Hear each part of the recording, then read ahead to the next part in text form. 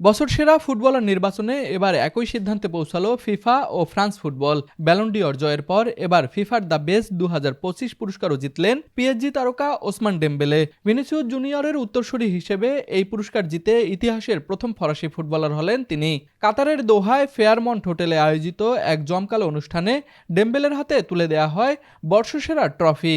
আগের Ballon D or গালার সময় যেখানে ম্যাচের কারণে সতীর্থদের উপস্থিতি পাননি তিনি, সেখানে এবার সতীর্থদের সঙ্গে ম্যাচে ওঠার সুযোগ পান পিএসজির এই আক্রমণভাগের নেতা।